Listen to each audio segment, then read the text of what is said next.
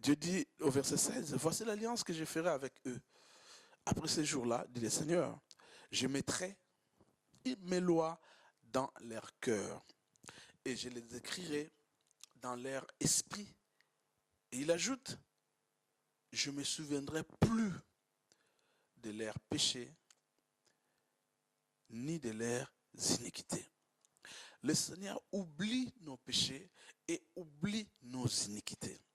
Au tribunal de Christ, nous irons pas pour être jugés, mais pour être récompensés. J'insiste bien. Nous irons pour être récompensés. C'est-à-dire, c'est là que nous allons recevoir nos couronnes. Chacun de nous sera couronné par rapport aux œuvres qu'il a accomplies. Alors là, il y aura le livre des œuvres qui sera ouvert afin de récompenser. Voilà Romains 14, 10. Je prends aussi Romains 14, 10 qui nous dit ceci. Mais toi, pourquoi juges-tu ton frère? Pourquoi méprises-tu ton frère?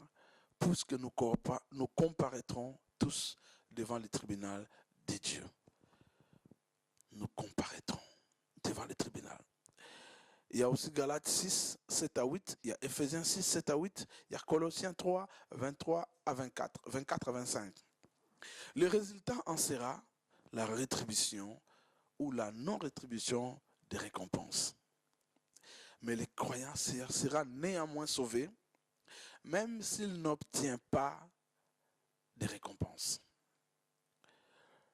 Il y a un verset qui va nous confirmer cela, c'est dans 1 Corinthiens, chapitre 3, du verset 11 au verset 15. La Bible dit que car personne ne peut poser un autre fondement que celui qui a été posé, savoir Jésus-Christ. Or, si quelqu'un bâtit sur ses fondements avec de l'or, de l'argent, des pierres précieuses, du bois, du foin, du chaume, l'œuvre de chacun sera manifestée. L'œuvre de chacun sera manifestée. Car le jour la fera connaître. Parce qu'elle se révélera dans le feu. Et le feu éprouvera ce que l'œuvre de chacun. Tes œuvres seront éprouvées par le feu. Tu peux faire des choses, tu crois que tu fais pour Dieu. Mais tes œuvres seront éprouvées.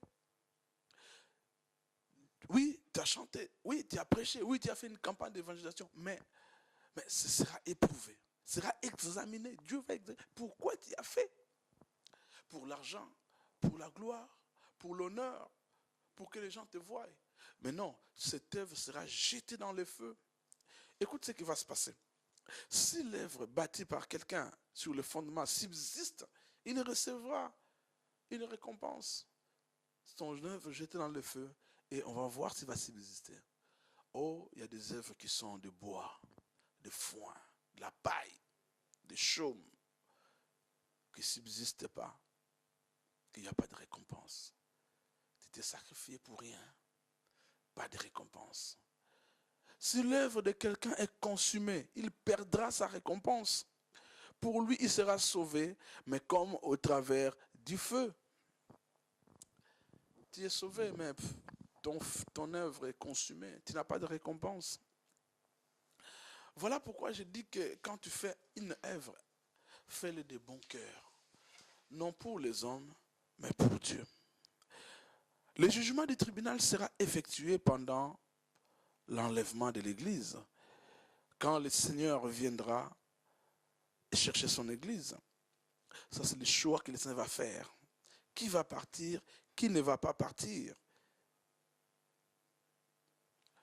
Mais maintenant, pour recevoir la récompense, il faudrait que tes œuvres subsistent. Alors chacun de nous aura une couronne. Il y a des gens qui auront des grosses couronnes. Il y a d'autres gens qui auront des petites couronnes. Des couronnes, des petites couronnes. Le salut est gratuit.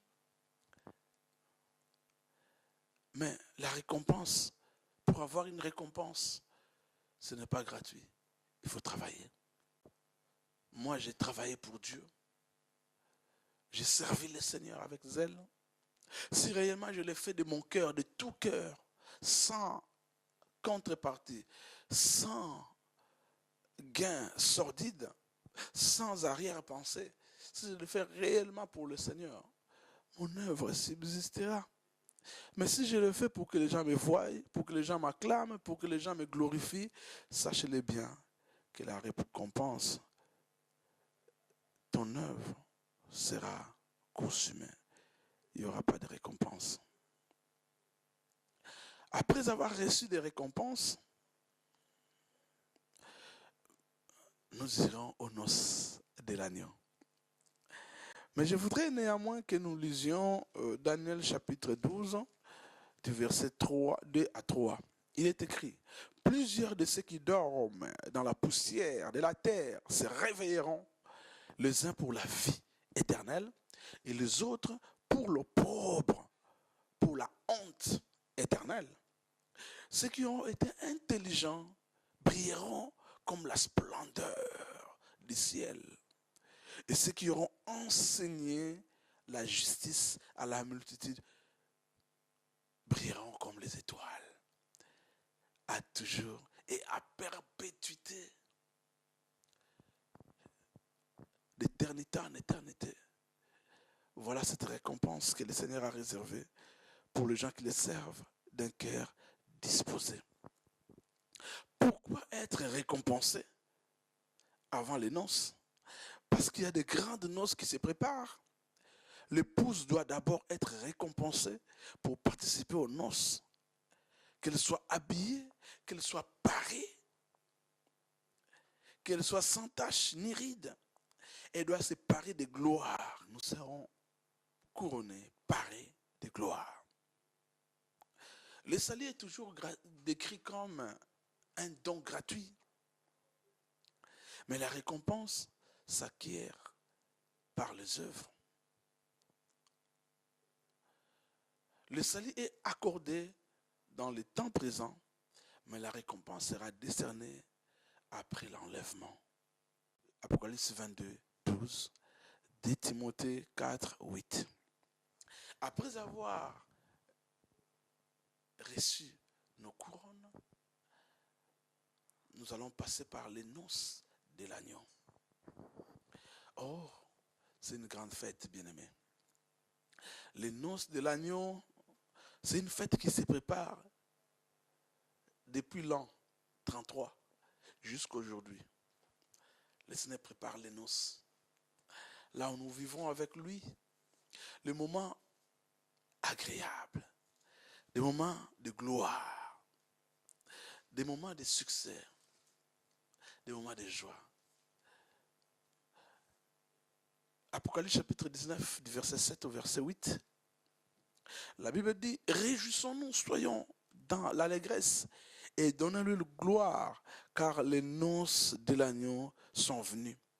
Son épouse s'est préparée. Il lui a donné de se revêtir du fin lin éclatant pur, car le fin lin, ce sont les œuvres justes des saints. Voilà les œuvres des saints qui reviennent. Aux noces de l'agneau, nous serons vêtus. Nous aurons des couronnes. Nous serons habillés. C'est le plus grand festin du mariage que Dieu prépare pour unir pour toujours le Christ et son épouse, l'Église qui est son corps. Car pour le moment, nous sommes encore fiancés avec le Seigneur. La dot a été effectuée à la croix où il a versé son sang pour payer la dot. Il est monté au ciel. Il viendra nous chercher pour nous ramener afin de passer les noces. Comme le déroulement des mariages, toujours ça se déroule en 3 phases. Les fiançailles qui est conclu par la dot, par l'acceptation, Jésus a payé la dot à la croix. Maintenant, nous acceptons quand nous nous convertissons, quand nous recevons Jésus comme Seigneur et Sauveur. Selon Romains chapitre 10, verset 9. Si tu confesses de ta bouche le Seigneur Jésus, tu crois dans ton cœur que Dieu l'a ressuscité des morts, tu es sauvé. La venue du fiancé plutôt à la recherche de sa fiancée. 1 Thessaloniciens 4, 6, quand le Seigneur reviendra dans les airs. Et les repas des noces, la fête, le festin des noces, c'est dans Matthieu chapitre 22, verset 14, quand le pou arrive. Tous ces événements doivent se dérouler avant l'avènement. L'avènement ou le jour de l'Éternel. L'enlèvement ou le jour du Seigneur. Et l'avènement de Jésus pour combattre, gagner et commencer les règnes de 1000 ans sur la terre, les milléniums. Nous allons régner 1000 ans sur la terre avec le Seigneur. Remarque, l'Église n'attendra pas les noces pour être revêtue de fin